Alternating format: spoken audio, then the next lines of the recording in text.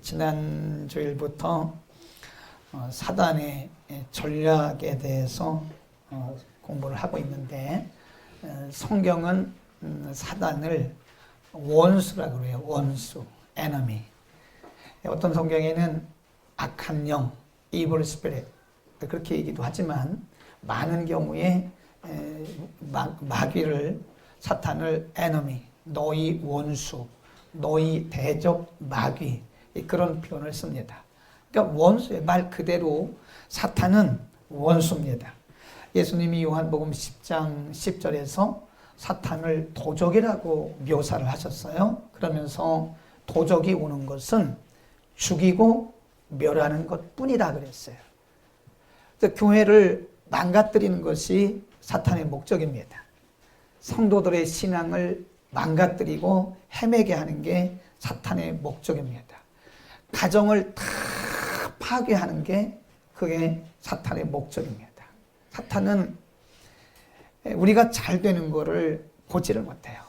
그래서 늘 우리에게 원수 노릇을 하고 우리가 안 되게 어쨌든 간에, 그래서 디모데전서, 베드로전서 5장 8절에 보면 근신하라, 깨어라, 같은 얘기거든요. 근신하고 깨어라, 깨고 깨어라. 너희 원수, 너희 대적 마귀가 삼킬 자를, 누구를 삼킬 것인가를 두루 다니면서 찾고 있다. 그 영어 성경에 보면 wandering, wandering이란 말은 배회하고 있다는 거예요. 사방에 누구를 삼킬 것이냐, 어떤 가정을 삼킬 것이냐, 어떤 교회를 흩을 것인가, 이거를 지금 어떤 대상들을 지금 계속해서 찾고 있는 것이다. 여기에 아무도 예외가 없습니다. 모든 사람이 다 사단의 공격이 대상이기 때문에 우리가 늘 깨어 있어야 됩니다. 그 사단의 역사는 일시적인 게 아니에요. 사단의 역사는 예수님이 오시는 그날까지. 요한계시록에 보면 사단의 역사는 가면 갈수록 더 강해집니다. 치밀해지고 전략이 치밀해지고 굉장히 강해져요. 왜냐하면 자기 때가 얼마 남지 않았다는 걸 알아요.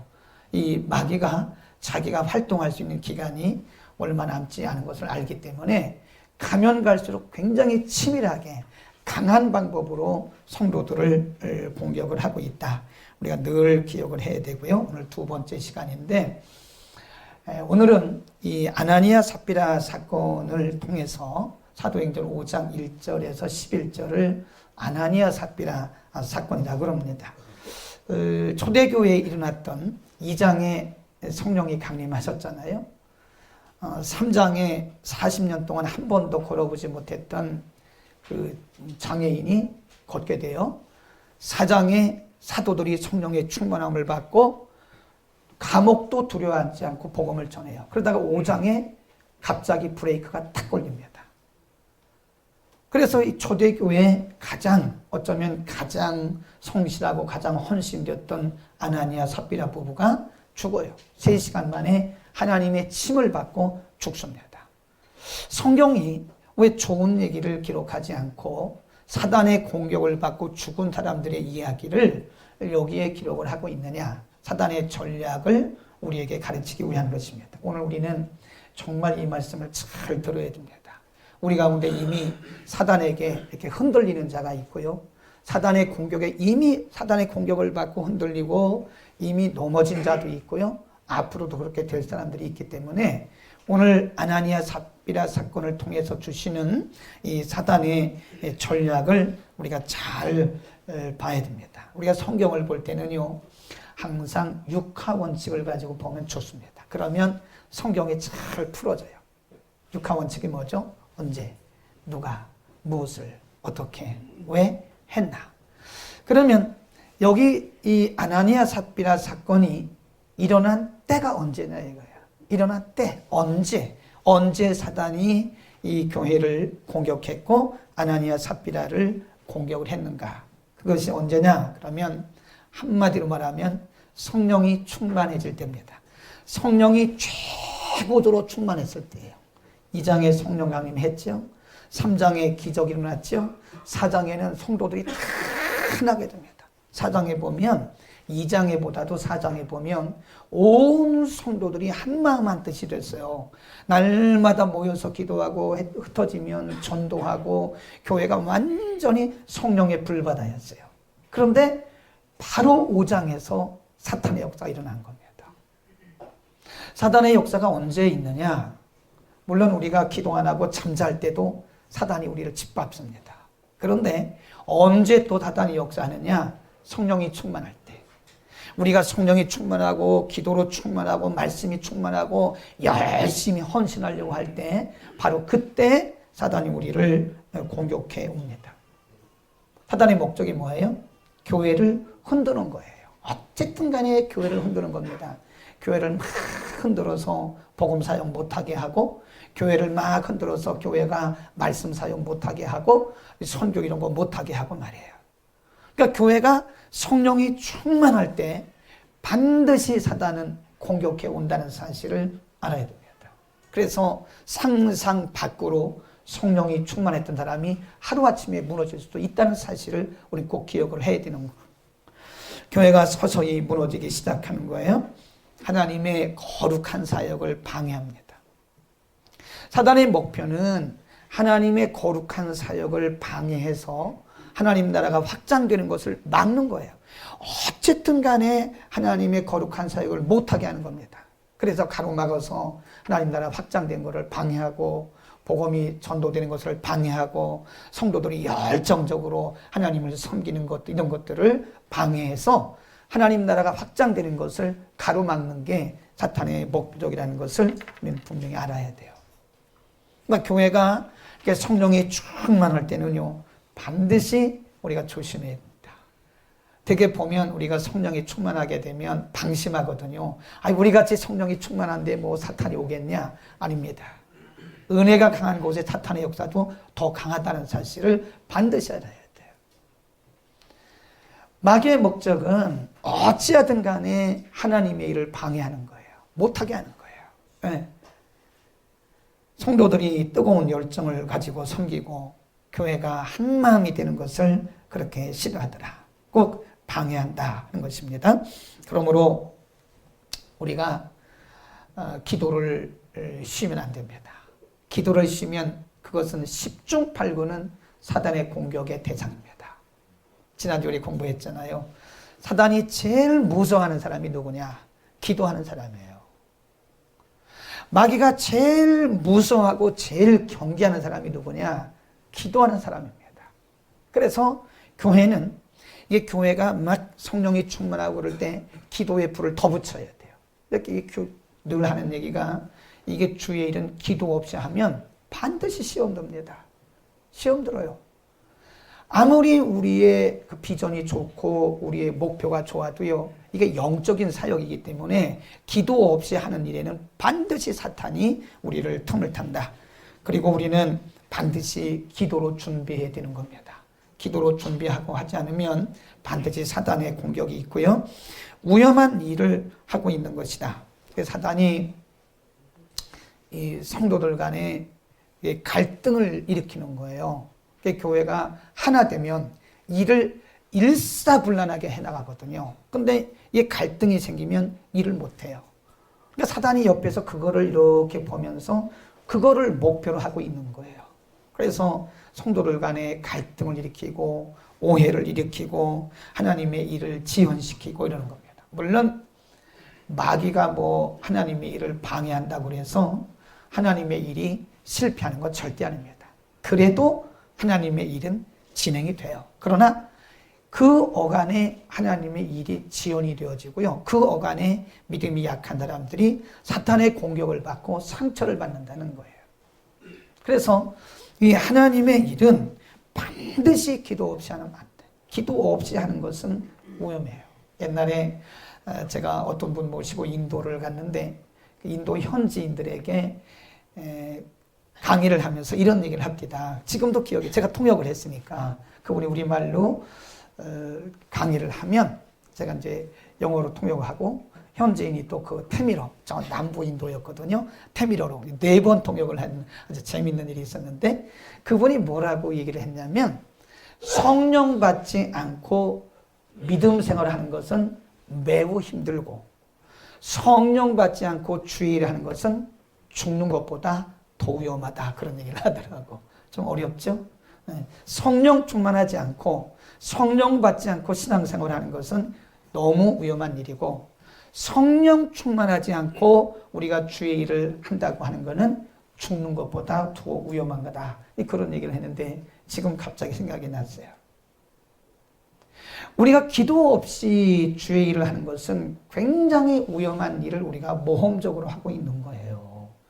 아멘. 사단의 목적은 어찌하든 간에 주의 일을 방해하는 겁니다. 그래서 항상 이 기도의 철벽성을 쌓지 않으면 인간적으로 볼 때 잘 될 것 같은데 안 돼요. 왜냐하면 마귀는 안 되는 거를 목표로 하고 우리를 방해하고 공격하고 오기 때문에 반드시 어떤 일을 할 때는 우리가 뭘 쌓아야 돼요? 기도의 철벽성을 쌓아요. 뭐라고요? 성벽. 철성벽을 쌓고 기도하지 않으면 우리가 하는 일은 십중팔구 실패할 수밖에 없는 것이다 이겁니다. 성령이 충만한 초대교회를 왜 이렇게 울음바다가 되게 하고 비참한 터전이 되고 있나요? 성령이 충만하니까 사람들이 마음을 놓은 거예요. 성령이 충만하니까 대부분의 사람들이 마음을 놓고 있다가 갑자기 아나니아 삽비라 부부를 치고 들어온 거예요. 두 번째, 사단이 누구를 공격했나? 언제 공격했어요? 성령이 충만할 때 조심해야 됩니다. 두 번째, 누구를 공격했어요? 아나니아 삽비라입니다. 거기 사도행전 2장과 4장을 보면요. 이제 성령이 막 충만할 때 어떤 일이 일어났냐 한번 보세요. 4장 32절 35절입니다. 32절부터 33절까지만 읽겠습니다. 35절까지 읽어야 되겠네요. 자, 4장 32절부터 시작. 믿는 무리가 한 마음과 한 뜻이 되어 모든 물건을 서로 통용하고 제 물을 조금이라도 제 것이다 하는 이가 하나도 없더라. 사도들이 큰 권능으로 주 예수의 부활을 증거하니 무리가 큰 은혜를 얻어 그 중에 핍절한 사람이 없으니 이는 집 있는 자들이 팔아 그 판값에 사도들 앞에 발해둠에 저희가 각 사람의 필요를 따라 나눠주고. 근데 그때 성령이 충만했던 초대교회 예루살렘 교회는요 어떤 현상들이 일어났냐면 은사가 나타나는 현상이 있었고 능력이 나타나는 현상이 있었고요. 또 한 가지는 믿음의 액션이 일어났어요. 믿음의 행위가 일어나기 시작했어요. 여러분 우리가 행함이 없는 믿음은 그건 산 믿음이 아니잖아요. 이 성령이 충만함을 받으니까 가슴이 뜨거워지는 거예요. 그러니까 하나님 앞에 헌신하는 사람들이 늘어나는 겁니다. 하나님 앞에 헌신하기 시작하는 거예요. 거기 보니까 집도 팔았다고 그랬어요. 자기의 밭도 팔았다고 그랬어요. 초대교회 성도들이 자기 집 다 팔았습니다. 밭을 팔았습니다. 그것이 무슨 유행처럼 이 초대교회에 부음이 일어났다. 바람이 일어난 거예요. 그때 아나니아 삽비라 부부가 그걸 팔았어요. 여러분 생각해 보세요. 오늘날도 마찬가지입니다. 오늘날도 하나님 앞에 집 하나 바치는 사람이 거의 없지만 만일 오늘날 하나님 앞에 집 하나 바치는 사람이 있다면 이 사람은 보통이 아닙니다. 특급입니다. 특급. 우리가 신자로 A, B, C를 나눈다면 A 플러스 신자예요. 요즘은 거의 없습니다. 제가 옛날에 어떤 교회 얘기 들었는데 이분은 자기 집 살다가 교회가 건축한다 그러니까 집을 뺐어요. 그리고 전세로 갔어요. 우리 교회는 그런 분들이 많은 줄로 믿습니다. 그렇지. 집 팔으라고 하니까 아무도 아멘 안 하잖아. 거의 없습니다. 제가 볼 때 거의 없다고 보는 게 요즘에는요.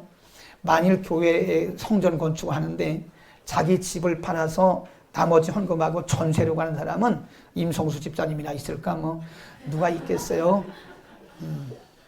있기는 있겠죠.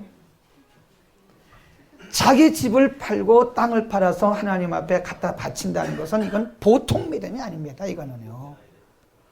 오늘날 헌신된 사람이 점점 줄어갑니다. 많이 줄어가요. 정말 이렇게 헌신한 사람이 많이 없는 이런 시대인데 그때도 그렇지 않았을까? 그때는 요즘보다는 낫겠죠. 그래도 2000년 전이니까 성령이 충만했으니까. 그러니까 우리가 추측컨대는 이 아나니아 삽비라 부부가 예루살렘 교회에서 아마 거의 A+ 신자였을 거라 그 말이에요. 사단이 공격하는 대상이 누군지 아세요? 전혀 기도 안 하는 사람도 공격의 대상, 이미 그는 밟아버린 거죠. 기도 안 하는 사람은 이미 사단의 놀이터에 잡혀 있는 상태고, 그리고 사단이 또 누구를 공격하냐면 가장 열심히 있는 사람, 가장 뜨거운 사람, 가장 헌신된 사람이 공격의 대상이에요. 왜냐하면 가장 헌신된 사람을 무너뜨리면 교회는 금방 무너져요. 금방 슉 무너집니다. 교회에서 가장 헌신되고 가장 열성 있고 가장 기도 많이 하는 사람을 한두 명만 쳐가지고 확 흔들어 놔보세요. 그럼 교회는요 순식간에 바람이 불어요. 그래서 마귀가 누구를 대상으로 하느냐, 기도 안 하는 사람도 대상은 되지만 가장 열심히 있는 헌신된 사람을 항상 목표로 하고 그 사람을 쓰러뜨릴 거예요. 여러분, 나라가 일반 공무원들이 조금 잘못하는 거는 그래도 큰 영향은 없습니다. 잘못하면 안 됩니다. 그래도. 그런데 대통령이 흔들리면 나라는 다 흔들리는 거예요. 군에서 사병이 흔들리는 거는 그렇게 영향력이 없습니다. 근데 거기 지휘관이 흔들리면요, 그 부대는 다 흔들리는 거예요. 그래서 교회에서 모든 사람들이 다 사단의 공격의 대상이기는 하지만 사단이 1번으로 탁해 삼는 사람이 누구냐? 교회에서 가장 열심히 있는 사람이에요. 우리 교회 누굴까요? 이름 대지 마세요.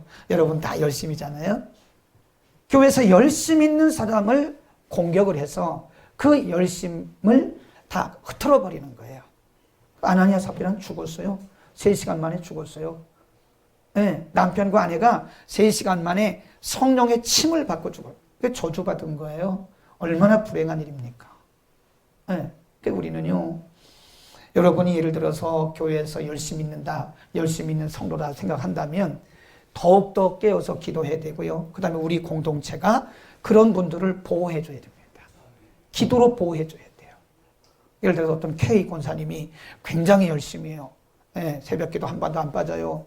주일날 한 번도 안 빠져요. 수요 예배 안 빠져요. 목요 집회 안 빠져요. 금요 기도에 안 빠져요. 자신이 없으니까 아멘을 안 하잖아요. 그런 분이 계시다면 우리는 그런 분들을 보호해야 돼요. 기도로 보호해야 됩니다. 그분이 흔들리면 안 돼요. 우리는 그런 분들을 교회의 기둥이라고 말합니다. 그러니까 마귀는 항상 기둥을 흔들어 놓아요. 기둥을 흔들어 놓으면 다 넘어질 가능성이 큽니다. 기둥 하나 흔들면요, 옆에 있는 가지들은 흔들리는 거, 그거 시간 문제입니다. 그러니까 마귀가 그걸 알아요. 그래서 열심히 있는 성도들 우리가 보호해야 된다 하는 것입니다. 아멘. 열심히 오늘날 이렇게 보면요, 열심히 주님을 섬기다가 열심히 복음을 살다가 어느 날 보니까 브레이크가 딱 걸린 사람이 있어요. 이거 공격받고 있는 거예요, 지금. 이유 여하를 막론하고 공격당하고 있는 겁니다, 지금. 빨리 회복하지 않으면 마귀가 계속 끌고 가는 거예요. 네. 우리가 이렇게 보면 우리 주변에도 우리 성도들 가운데 보면 열심히 기도하다가 기도주를 놔버린 분이 있어요. 열심히 주를 섬기다가 그 섬김을 놔버린 분이 있어요. 예배 생활 정말 열심히 하다가 예배가 멈춘 분이 있어요. 그거를 우리는 자연적인 현상이다 라고 생각하면 안 돼요. 그건 분명히 사단이 지금 공격을 해서 사단의 공격을 지금 내가 당하고 있다고 하는 것을 우리가 분명히 알아야 됩니다. 아멘. 그래서 우리가 열심히 있는 성도들을 우리가 특별히 기도 많이 해줘. 우리 중보기도 많이 하잖아요. 중보기도 할 때 앞에서 일하는 분들을 위해서 기도 많이 해야 돼요. 그분들이 사단의 공격을 받고 쓰러지면 안 돼요. 구역장들을 위해서 기도 많이 해야 됩니다. 각 여전도 회장님들 1여전도회부터 4여전도회 그리고 남전도회 또 우리 장로님들, 권사님들 또 교우장들 이런 사역자들 이런 분들을 위해서 우리가 정말 많이 기도해야 돼요. 그리고 가장 여러분이 많이 기도해야 할 분이 누굴까요? 몰라요? 목사님이죠. 목사님이 흔들리면 교회는 다 흔들립니다. 누가 무슨 얘기를 해도 목사가 흔들리면 이 교회는 흔들리게 돼 있어요. 흩어져요, 흩어져. 그러니까 교회 하나 흩어지는 거 뭐 별거 아닙니다. 목사님 흔들어서 목사님 그냥 무너뜨리면 교회는 그냥 순간적으로 다 흩어져 버리는 거예요. 그러니까 우리는 앞에 서 있는 아나니아와 삽비라 같이 아주 열심 있고 열심히 있는 자들을 위해서 우리가 정말 많이 기도해야 되고 그들을 보호해야 됩니다. 혹시 그들이 공격당하는 것처럼 보이면 우리는 그들을 위해서 방어하는 기도를 해야 돼요. 우리가 기도에는 여러 가지 종류의 기도가 있잖아요. 네, 공격성 기도가 있고 또 방어적인 기도가 있습니다. 아예 처음부터 그분들을 공격하지 못하도록 우리가 공격 또는 방어 이런 기도를 반드시 해야 돼요. 아멘. 여러분이 이 교회에서 앞장서서 일할 때는요, 꼭 반드시 기도해야 됩니다. 기도 안 하면 나 때문에 공격하는 게 여러분 자신 때문에 공격하는 것이 아니라 여러분이 맡고 있는 그 사역 때문에 마귀가 공격을 하는 거예요. 이번에 우리가 11분의 임직자들이 중직자들이 다시 세워지잖아요. 제가 그래서 늘 얘기하는 얘기가 기도하라고. 이 기도 안 하면 공격당한다. 여러분 교회 안에 이 중직자가 세워지는 게 이게요. 나라로 말하면 장로님은 국무위원이에요. 국무위원 아무나 세우겠어요? 안수 집사님, 권사님들 이분들은 굉장히 중요한 교회에서 굉장히 중요한 성역입니다. 성역. 우리는 그것을 그래서 성역이라고 해요. 사역을 성역 그럽니다. 이 성역을 하는데 이게 마귀가 그냥 두겠냐고요. 어떤 방법을 통해서든지 성역자들을 공격해 온다니까요. 그래서 제가 늘 얘기하잖아요. 기도하라고. 이 기도하지 않고 하면 시험 된다고. 우리가 또 그분들을 위해서 기도해 줄 수 있기를 바랍니다. 그냥 인간적으로 뭐 창립하고 또 임명하고 임직했다 끝나는 게 아니에요. 그분들이 그 일을 잘 할 수 있도록 우리가 기도해 주고 보호를 해줘요. 보호를. 그분들이 공격을 받을 수 있어요. 안수집사 때 하고 장로 때 하고 틀립니다. 성령이 역사하는 것도 틀리고요. 마귀가 역사하는 것도 틀려요. 그러니까 우리가 보통 소리집사 때는 예를 들어서 ABC 중에서 예를 들는 겁니다. ABC 중에서 한 C급이나 B급 마귀가 와서 이제 역할을 한다면 우리가 이제 안수집사에서 장로가 되잖아요. 그러면 B급 이상의 마귀가 예를 드는 거예요. B급 이상의 강한 마귀가 와서 대두는 공격하는 거예요. 그러니까 이게 기도하지 않고는 정말 어려운 일을 위험한 일을 우리가 하고 있는 것이라는 겁니다. 꼭 기도하시기 바랍니다. 열심히 있는 분들 위해서 기도합시다. 그 다음에 방법, how 어떻게 이 아나니아 삽비라 부부를 공격했는가를 잘 보셔야 돼요. 마귀가 이 예루살렘 교회 초대교회에 가장 열심히 있는 헌신된 아나니아 삽비라 부부를 완전히 초토화시킨 거 아니에요? 죽었으니까. 성령의 침을 받고 다 부부가 죽었으니까 완전히 초토화된 거 아니에요? 끝난 거잖아요.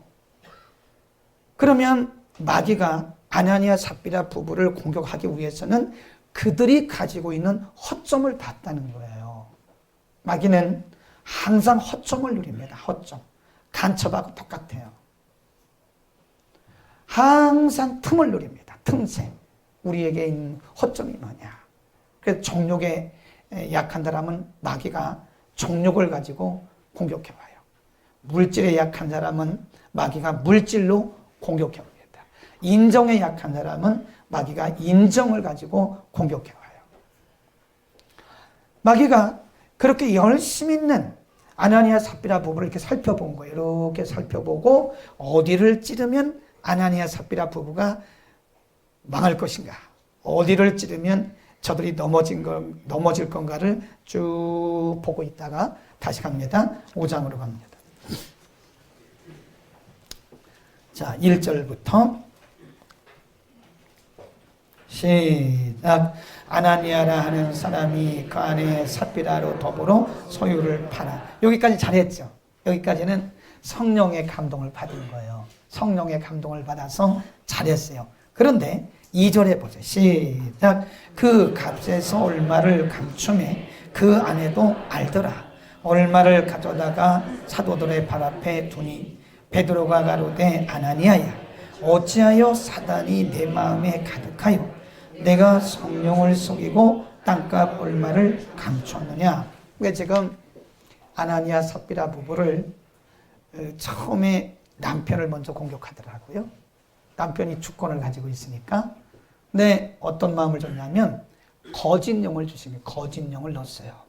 숨긴 거예요. 분명히 성령이 그들에게 마음의 감동을 주실 때는 그 땅을 팔아서 하나님 앞에 다 바치는 거거든요.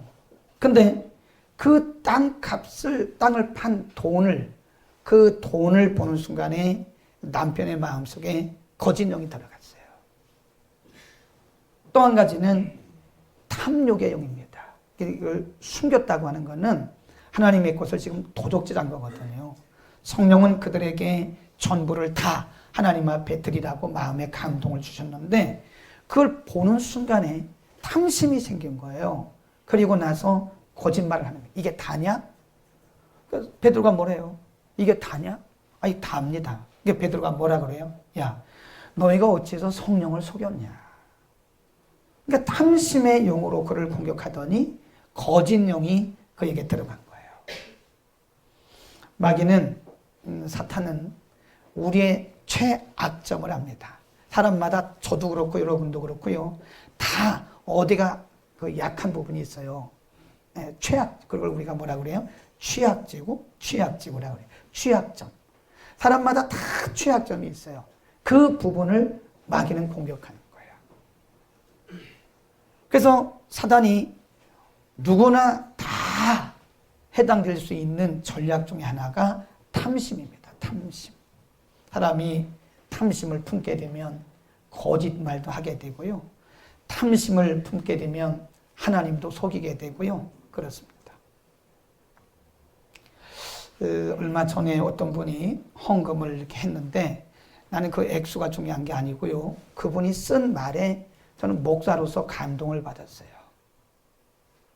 하나님, 그동안 밀린 헌금 바칩니다. 그랬어요. 그가 밀렸는지 아무도 모릅니다. 얼마 밀렸는지, 얼마를 안 드렸는지 누가 뭐라 한 사람 없고 아무도 모릅니다. 하나님과 자기밖에 모르는 거예요. 제가 보니까 몇 개월치를 드린 것 같더라고요. 액수를 보니까 액수를 말할 수는 없지만 몇 개월치 같아요. 우리 가운데는 밀리고도 안 밀린 척 하는 경우가 수없이 많습니다. 저는 목사로서라고 했어요.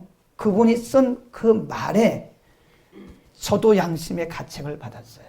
이야, 평신도 너 이런 마음을 갖고 있구나.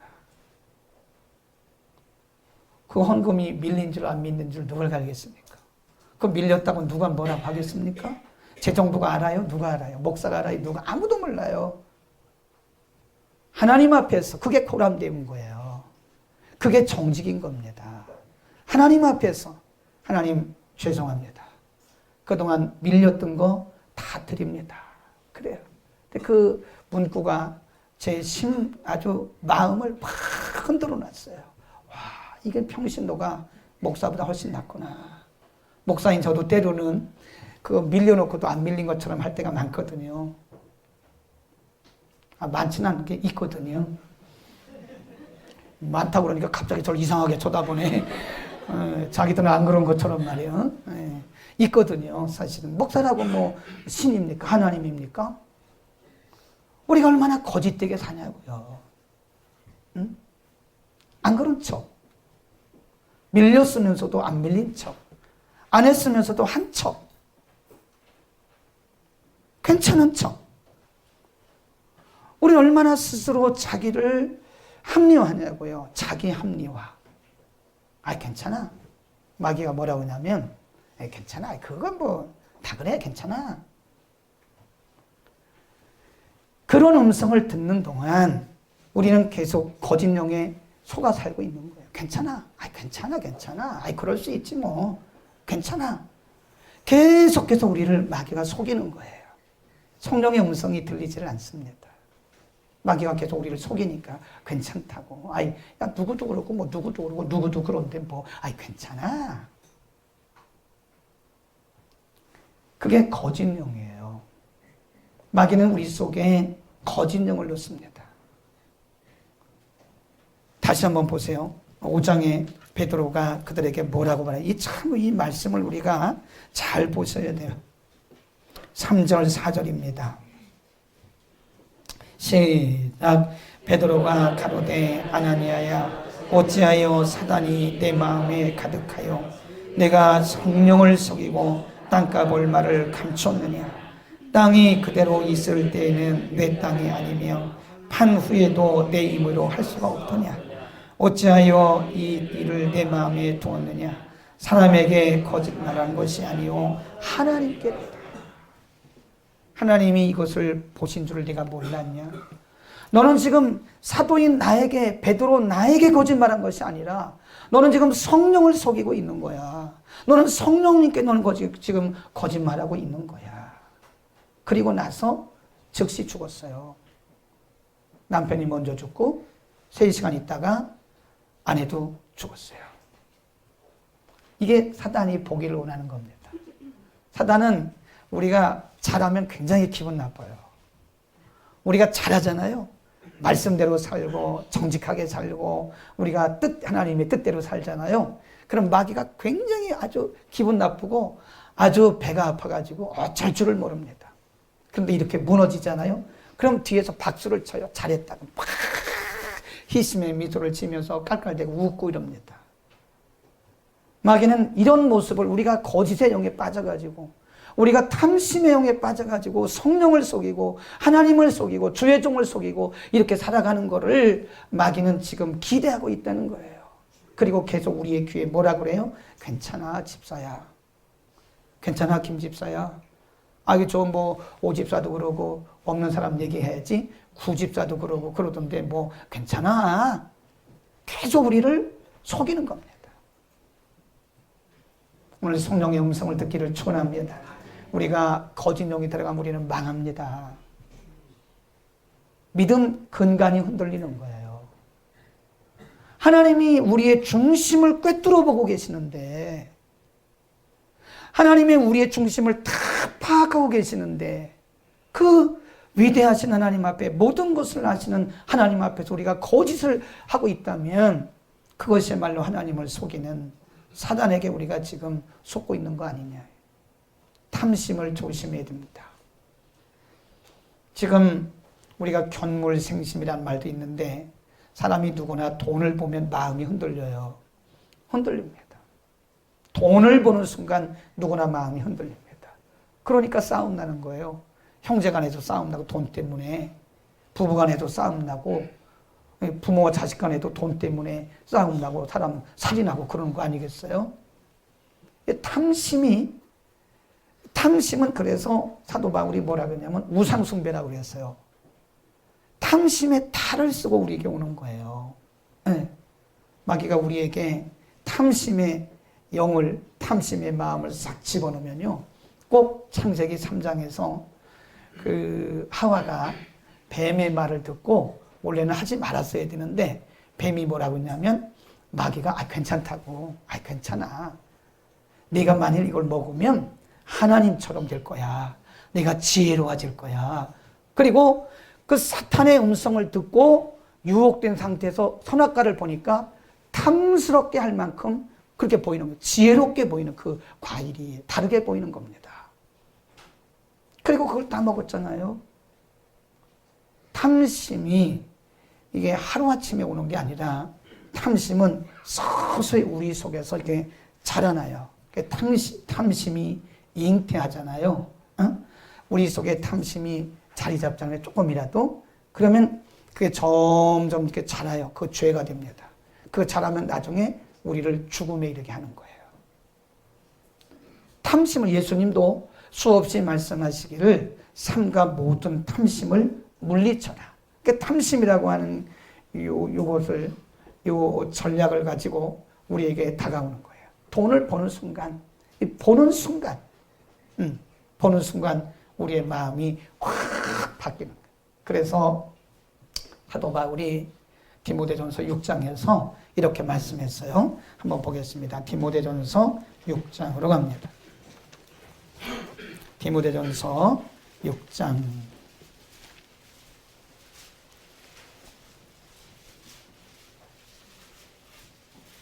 4절부터 쭉 읽겠습니다. 시작. 저는 교만하여 아무것도 알지 못하고 변론과 언쟁을 좋아하는 자니 이로써 투기와 분쟁과 회방과 악한 생각이 나며 마음이 부패하여지고 진리를 잃어버려 경건을 이익의 재료로 생각하는 자들의 다툼이 일어나느니라. 그러나 자족하는 마음이 있으면 경건에 뭐가 된다 그래요? 흔히 자족이란 말은 스스로 만족하는 마음을 자족 그럽니다. 스스로 자기가 만족하는 것을 자족 그래요. 7절 어떻게 자족할 것이냐 시작. 우리가 세상에 아무것도 가지고 온 것이 없으니 또한 아무것도 가지고 가지 못하리니 우리가 먹을 것과 입을 것이 있은즉 족한 줄로 알 것이니라. 10절 시작. 돈이 사랑함이 일만하게 뿌리가 되나니 이리서 사모하는 자들이 미혹을 받아 믿음에서 떠나 많은 근심으로서 자기를 찔렀다 그랬어요. 믿음이 파손되는 거예요. 옛날에 지금 이제 생각이 하나 났는데 제가 아는 그 친구 목사님이 목회하는 교회에 정말 아나니아 삽비라처럼 열심히 있는 부부가 있었어요. 네.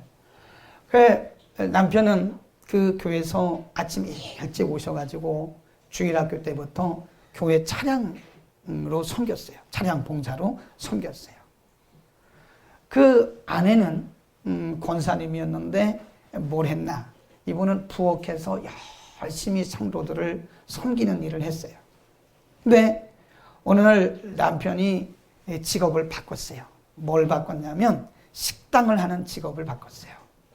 그러니까 아무래도 이 식당이라는 게요, 이 주말에 손님이 많잖아요. 그리고 주일 같은 데는 손님이 많잖아요. 그러니까 하루는 이 집사님 부부가 목사님을 찾아왔더래요. 목사님, 6개월만 좀 봐주십시오. 왜요? 그랬더니 우리가 지금 식당을 했는데 6개월 정도 하면 자리가 잡힐 듯 합니다. 그래서 6개월 동안 저희가 예배를 좀 쉬겠습니다. 그랬더래요. 그래서 목사님이 너무 충격을 받아가지고, 아니 이렇게 열심히 있는 분도 그런 얘기를 하네? 아니 그래서는 안 되죠, 집사님.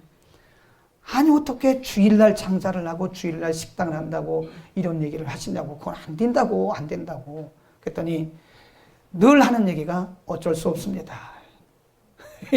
그 집사님이 하는 얘기가, 부부가, 목사님 어쩔 수 없습니다. 6개월 동안 제가 교회를 수요일은 나오겠습니다. 저녁만. 그리고 금요일날 식당 다 끝나고 금요일날 기도회는 나오겠습니다. 그러더라는 거예요. 그래서 목사님이, 집사님 하지 마세요. 근데 하는 얘기가 어쩔 수 없습니다. 시작. 따라하면 안 되지. 이거는 어쩔 수 없습니다. 이 말이 사탄이 주는 생각이에요. 목사님 어쩔 수 없습니다. 먹고 살아야 되기 때문에 애들도 가르쳐야 되고 어쩔 수 없습니다. 그 목사님 눈물을 흘려가면서 기도해 줬대요. 하나님, 이 부부의 마음을 잘 헤아려 달라고. 제가 볼 때 이거 아닌 것 같은데 하나님이 이 부부가 어쩔 수 없다고 합니다. 그리고 그렇게 기도해 줬대요. 그리고 주일날 안 왔어요. 그러면 주일날 그 남편이 했던 그 차량 봉사는 누가 하겠어요? 차라가 서 있죠. 부엌에서 주방 일을 했던 분은 물론 다른 분이 하면 되죠. 다른 분이 하면 돼요, 그거야. 그런데 1주, 2주, 3주, 4주가 되니까 4주까지는 너무 잘 되는 거예요, 이게. 첫 주 하니까 막 매상이 오르는데요. 토요일보다 2배 주일날 올라오는 거예요. 막 신이 난 거죠. 뭐 어쩔 수 없다 그러면서 막 속으로 어쩔 수 없다 잘 된다 막 이러고. 4주 지나서 5주째가 한 달이 지나고 이제 5주째가 되기 되었는데 약간씩 매상에 혼돈이 오기 시작하더래요. 어떤 때는 잘 되고 어떤 때는 안 되고. 왜 이 부부가 안 했냐, 그 주일을 못 나왔냐면 남편은 배달을 해야 돼요. 배달. 그리고 애들도 있는데 애들은 카운터를 봐야 돼요. 그러니까 온 가족이 다 그렇게 한 거예요. 그런데 한 3개월쯤 됐을 때 남편이 그 주일날 음식 그거 있잖아요. 가방, 음식 가방 그 배달통을 들고 배달 가다가 차 한 대 치웠어요. 그래가지고 거의 죽을 지경까지 갔어요. 근데 죽지는 않았어요. 그 다음에 병원에 신방을 갔는데 이 부부가 울면서 무릎 꿇고 목사님에게, 사실 그 목사님에게 할 게 아닙니다. 하나님에게 무릎 꿇고 회개해야 돼요. 목사님, 그때 목사님께서 하지 말라고 그럴 때 우리 생각이 옳은 줄 알았습니다. 애들 가르치고 먹고 살아야 되니까 어쩔 수 없다고 생각했습니다. 6개월만 하면 되는 줄 알았습니다. 그런데 이렇게 됐다고 정말 죄송하다고, 하나님 앞에 죄송하고, 목사님에게 이렇게 속인 것도 죄송하고, 내가 합리화한 거 죄송하다고. 퇴원하고 나서 그거 다 접었습니다. 얼만큼 경제적으로 재정적으로 손해를 받는지 몰라요. 탐심입니다. 그게 어쩔 수 없다고 생각하면 안 돼요. 여러분, 그게 마귀가 주는 마음이에요. 어쩔 수 없어. 어쩔 수 없어. 이 말은 분명히 마귀가 주는 전략에 여러분 속고 있는 겁니다. 탐심을 버려야 됩니다. 탐심은 우상 숭배입니다. 돈을 사랑함이 일만하게 뿌리가 되는 것이고, 그것은 우리를 망하게 하려고 하는 사단의 전략인 것입니다. 그래서 우리가 그 자족하는 마음을 가져야 되는 것, 자족이란 말은 다르게 말하면 브레이크예요. 브레이크. 차가 아무리 좋아도 이 브레이크가 파열되잖아요. 그러면 사고 나요. 큰일 납니다. 자동차는 무엇보다 중요한 게 브레이크입니다. 이 브레이크가 안 좋으면 사람 치고요, 막 사고 막 쳐요. 우리 마음속에 브레이크, 좋은 브레이크를 달아야 돼요. 말씀과 성령으로. 이런 책도 있잖아요. 예수면 족하다. 아멘. 우리 안에 예수님 계시면 족합니다. 아멘. 우리 안에 복음이 있으면 족한 것입니다. 예수 안에 다 있는 것입니다. 근데 우리는 예수님 밖에서 다른 것을 자꾸 찾으려고 하니까 우리가 자꾸 탐심을 품다가 또 넘어지고 또 넘어지고 또 넘어지고 자꾸 넘어지는 거예요. 이거 얘기 하나 하고 재미있는 얘기 하나 하고 끝날게요. 제가 가는 식당이 있는데 자주는 안 가요. 그런데 가끔 식당에 가는데 그 식당에 사람이 너무 많은 거예요. 비싸지도 않아요. 6,000원 비싸봤자 뭐 7,000원, 8,000원 이런 거 10,000원 넘는 게 한 두세 가지밖에 없어요. 다 6,000원, 7,000원. 보통 평균이 7,000원, 8,000원짜리 음식이거든요. 사람이 갈 때마다 사람들이 줄을 서 있는 거예요. 하여튼 뭐 김치찌개도 맛있고, 제가 좋아하는 그 순댓국 이런 것도 맛있고, 다른 데 순댓국하고는 비교할 수가 없어요. 너무 맛있는 거예요. 근데 어느 날 가보니까 그 리모델링을 했더라고. 그 옛날에 있던 거 다 헐어내고요, 깨끗한 탁자 갖다 놓고, 아주 그 안에도 보니까 너무 아주 최신 시설로 아주 했어요. TV도 몇 대 갖다 놓고 막. CCTV도 다 있고. 수저도 보니까 옛날 그런 게 아니에요. 그 순댓국에 넣는 그 깨 가루 넣는 그런 그릇도 보면 아주 새 거로 완전히 반짝반짝한 걸 갖다 놨어. 근데 손님이 없어요. 그거 희한합니다. 그거 잘 됐는데, 굉장히 잘 됐는데, 오히려 거기를 더 크게 리모델링하고 더 크게 시설을 했는데 손님이 없어요. 반도 없어요. 근데 다른 데도 보니까요, 그런 경우가 많습니다. 잘 된다고 그래서 다시 리모델링 하고 이렇게 하면 꼭 손님이 떨어져요. 보셨죠, 그거? 손님이 떨어져요. 그거 왜 그럴까? 근데 거기서 배우는 교훈이 그때가 좋은 거다. 너무 이게 탐심을 부리고 손님이 줄 서고 많으니까 더 많은 손님을 오게 하려고 확장하고 하다 보니까 나중에 보니까 본질에서 벗어나는 거예요. 음식점의 본질은 맛입니다. 맛에는 신경을 안 쓰고 자꾸 외모, 본질인 맛에는 신경을 안 쓰고 자꾸 이 식당의 이런 고치장 이런 데만 신경을 못 쓰다 보니까 이게 음식의 맛이 떨어진 거예요. 우리가 복음의 본질로 들어가면, 예수 그리스도의 본질로 들어가면 예수 그리스도 안에 모든 것이 다인 걸 믿기를 축원합니다. 근데 우리가 본질인 예수님을 벗어나고 본질인 복음을 벗어나면 뭐가 잘 될 것 같은데 안 됩니다. 그건 탐심입니다. 탐심. 그것 때문에 우리가 망하는 거예요. 예수님으로 만족하기를 축원합니다. 우리 안에 브레이크를 다세요. 이것으로 만족하시고 감사하고 이것도 과분하다 생각하시고 항상 감사할 수 있기를 축원합니다. 걸어가신 우리 아버지,